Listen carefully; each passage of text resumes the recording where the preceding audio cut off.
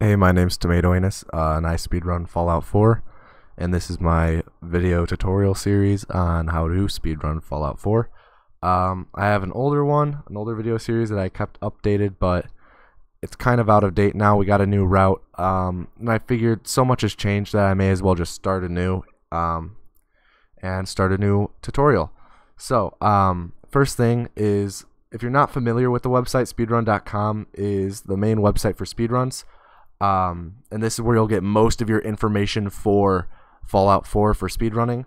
I have it as one of my followed games, so it comes up in my feed. But if you don't have it followed, then you just go to the search and go Fallout, and Fallout 4 will come up. So you go to Fallout 4, and here's our leaderboard. Here's our different categories. The main category is any % full game, which is what this is a tutorial for. Let's see, what is there? So one of the first things let's talk about is the Discord server. We have a Discord server for all of the Fallout games. If you go over to the side and click resources, there's a bunch of really helpful things in here. But Discord server is one of the most important things. If you ever have any questions about the run in general, just go to our Discord server. If you're doing console runs, you can go to the console only Discord server.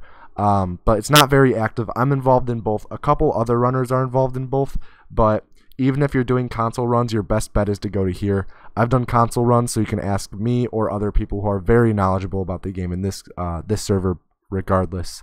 But if you want to join this one's here as well. But there's a bunch of things here, but Discord server is #1 thing that you should join if you're thinking about doing runs for this game. Other thing is that you should have the game, have it installed through Steam right over here, Fallout 4. The problem is that we play this game on an older version. We use glitches that have been patched out. So that means you have to down patch the game. And we used to have a down patcher, but the problem is that now with the creation kit and how that's now a thing and how that's really Bethesda's really going in that direction, it's hard to down patch so often and keep updating our down patcher and asking our down patcher guy to keep updating it. So instead, we have backup files right here. So you're going to need to download these. So again, this is in the resources section. You go down to here, the partial 1.1.30 backup files, partial backup files. But the problem is you need to download all of this, like all of the backup files. So you click on this link, the little paper clip, to go to all of them, because you need to download all of this. And you're just going to download all of this as like a zip or something, and then unzip it.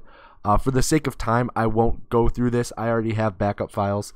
But once you download this, make sure to save those files somewhere on like a spare hard drive. I have an extra hard drive I keep them on. Just keep them somewhere so you don't have to re-download them, because every time the game gets updated, you have to redo this down patching to the older version of the game. So let me pull up my game folder. Where is it? It's in here, games, Steam apps, all this stuff. So if you don't know how to navigate your Steam's folder, this is my Steam's folder. For you, it'll be called Steam. Mine's just called Games. Go to Steam apps, Common, and then here's your games that you have installed in this folder. Go to Fallout 4, and this is your folder right here with all your Fallout 4 needs and necessities. What you're going to do, let me pull up my backup files, open a new window, Fallout 4 files. So my down patcher, oh wait, where is it? Oh no, never mind, it's not that one. I just have it titled Fallout 4. Here we go, Fallout 4. So what you're going to do is, you might not have all this stuff. This is a backup of all my files. The down patcher that you get is only going to have a couple things in it. Just to look through real quick, it's going to have the data folder, the Fallout 4 exe folder, the Fallout 4 launcher exe folder, and the library SCE pad folder, or file. So it's going to have these 3 files in the data folder. What you're going to do is just highlight all of it, and you're going to drag it into here, copy, replace all. Or just copy or move and choose to replace all. The important thing is that it's going to overwrite these, which is pretty much what the actual patch is. And then it's also going to replace this, the exe, which is the important thing. You can't have a newer executable to run the game and have it try to run the old files. Also, I should say, back up all your old saves if you still want to play the game casually, because you can't run your saves on a newer patch on an older version. So if you want it thinking, oh, I'll just down patch and then play my normal saves, you can't do that. You would have to repatch the game back up. So back up any saves if you want to save any. But if that's not the case, don't worry about that. But you just have to drag all your backup, like the down patch files, into here and choose to replace all. And there you go. You down patch the game. If you have any questions about that, let us know in the Discord server. Couple other things. The fastest language for this game is French. We play with the French language as a male. We play as the guy in this. But if you're going to if you want to play in French also, it saves 11 seconds compared to English. It's a rough 11. You're going to go to the resources and you're going to click on all voice files, which will bring up this, and you're just going to download French. We use German for the sex percent speedrun, but just download the French files. Download German if you want to do sex percent. It's up to you. If you don't want to download French yet, you're not ready to download that, and you just don't want to go through the hassle, and you want to just learn in English, you can do that too. You won't need to download this extra if you install your game in English. If you do that, I would recommend you play as a female, because female is actually faster in English than the male. But if you play in French, play as the male. So that's that. What you would do with your file or your voices file is you go to your Fallout 4 folder, you go to data, and then you replace this file. So this is my German file on my desktop right here. I keep it on my desktop, and it should. I think Gingenia, the runner who has the files all up online, they're titled like Fallout 4 voices German or French or whatever. You want to rename it to exactly be Fallout 4 space voices, and you're going to drag it in and replace your old one. What you can do is actually rename your old one if you want to keep it in there. Just like name it like English or whatever. And then when you want to play in English, you just change the title back to that, because the file has to be titled this in order for the game to run it. So essentially, you just replace your old voices file with the French one and make sure it's just titled the same. Your game will all be in English other than the voices. That's the only thing that'll change. So that's how to downpatch and how to change the voices. There's a couple other things though. One of them is frame rate limiting. That's one of the big things, because this game actually, I'm not sure if you know this, but the higher frame rate that you run the game at, the faster you actually run. So in order to ensure that people aren't just buying like $1 million computers and running this game at like 500 FPS and beating the game super fast, we limit our frame rate to 60 to make sure everyone is on a level playing field. And the software that most of us use for this is DX Story. And DX Story is a free software. You're supposed to buy a license, but you can use the free version continually. Also, I'll have all these download links in the description for this video, but this is a free software.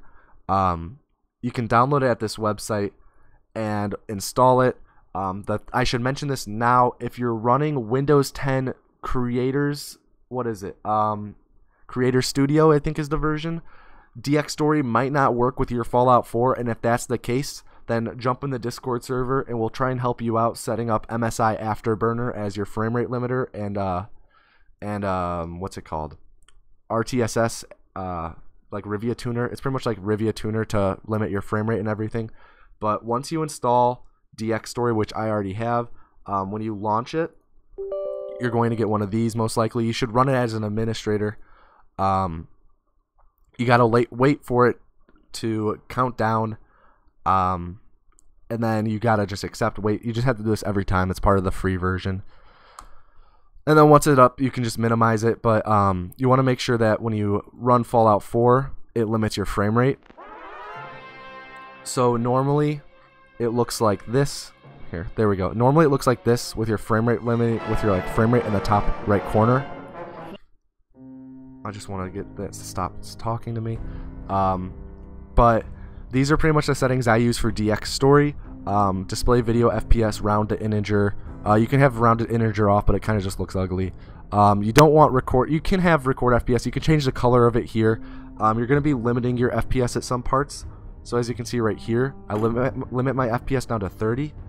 So you can change the color for that if you want. Here's what my settings for that are. You can drag around where it is and whatnot. I just have it in the top right. Some people top left. It doesn't matter. In hotkeys, you need to have a hotkey for limiting your frame rate. For me, it's 8 on my number pad. You can have it anywhere, just don't put it somewhere you'll accidentally press. In this section, the camera, you want to make sure that, well, you can have it as set as file output. I think that's the default, but you can uncheck that and just do direct show output. File output means that every time you limit your frame rate, you're actually going to start recording. So if you don't want to do that, just do direct show, and it makes it so it limits it without recording. This is sound stuff. If you use voice meter, this can get messed with. I use voice meter personally, so if you have any questions about that, just ask me and I can help you get that worked out. The important things though is that you have to go to this this computer chip and do limit video FPS to 60, and then where is it? Where's the other thing? So this has to be at 60, and then here the recording frame rate needs to be you can change it to 30 or 20. It's just whatever you want to lower your FPS to. I would suggest starting at 20. That's what I think most people start at. You can mess around once we get to the trick that involves frame rate limiting and see what works best on your computer. For me, 30 works best.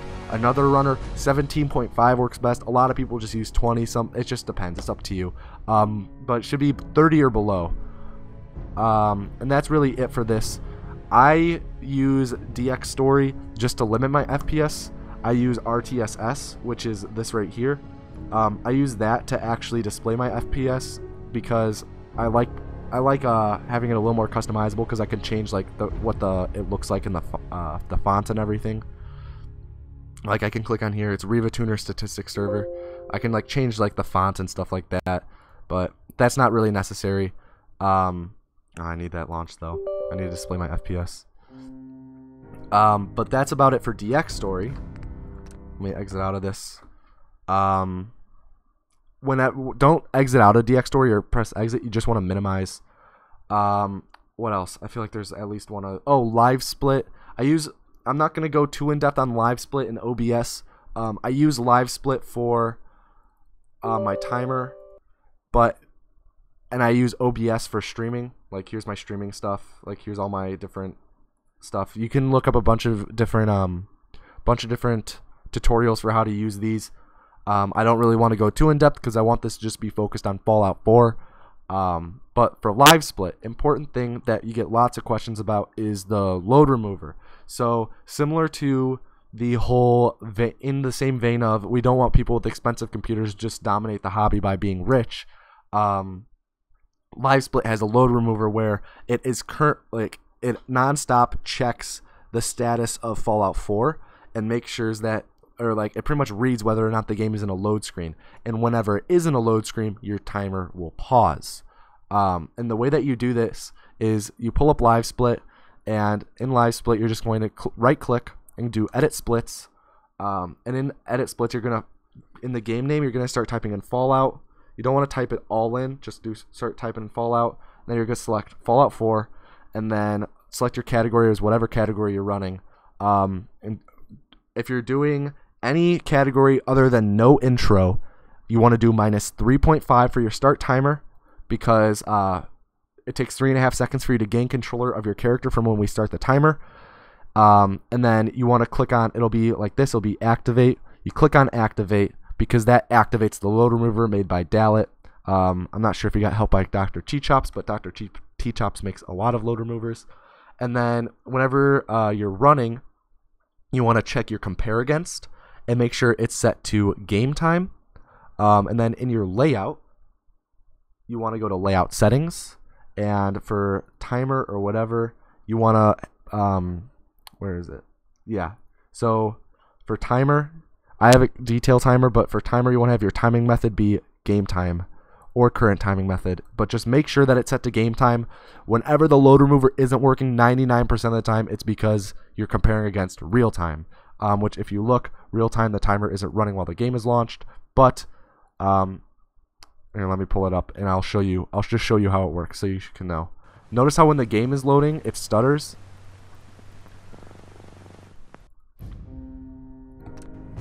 So see how it's paused right now because the game is loading? If I go to real time, of course it's not going to go. Oh, it's because my timer. Yeah, my timer's displaying this still. If you do current timing method. See how it's running? And even when the game is loading, it continues to run. It just keeps going, keeps going, keeps going. So this is what this does. I just want to make a save and load it just so you can see.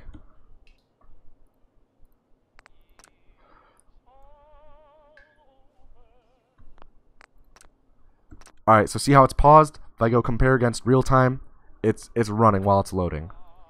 So you want to make sure that you're comparing against game time. That's the important thing. Compare against game time. That's the important thing. I think that's about it for like software that you need to download. We don't need this anymore. I'm not gonna have that up while I do. Oh no, I don't wanna. No. Okay. When you launch Fallout 4, trying to think. One thing. If you want to be able to alt tab during like cutscenes and stuff to be able to like browse the internet or whatever, you can do this. So here's my, like, if you go to guides, here's all the different guides for this stuff. This is the guide that you're going to be using. This is what this will be in. I need to fix this hyperlink stuff, but this right here, it's a way to alt tab without the game pausing, because the game will pause whenever you're alt tabbed. Pretty much you just go in to your file and pull up your Fallout 4 INI file, and you just add this line right here. Super easy. You just follow these instructions. But that's about it for setting up the game. As for the options for the game, you can do whatever runs best on your computer. Personally, I would suggest running at all lows, just to the start, because this game is kind of prone to crashing. It's not as bad as, say, Fallout 3 or New Vegas with crashing while speedrunning, but crashes do happen. Lowering all your stuff will decrease the chances of that happening. Please just turn off motion blur. It's hard to look at, but that's about it. Running a windowed borderless can help with recognition from like DX Story sometimes. So that's about it for this part of the tutorial. Again, join the Discord if you're even thinking about running this game. Ask a bunch of questions. It's like the friendliest people on earth are in that Discord. I don't think there's much else. If you have any questions, you can find me at twitch.tv/tomatoanus. I guess my YouTube, twitter.com/tomatoanus. Either of those places you can reach me. Twitch is probably the best place, or the Discord. Just go to Discord. That's the easiest way. But yeah, that's it for this section. The next section will be actually starting the game and the first split.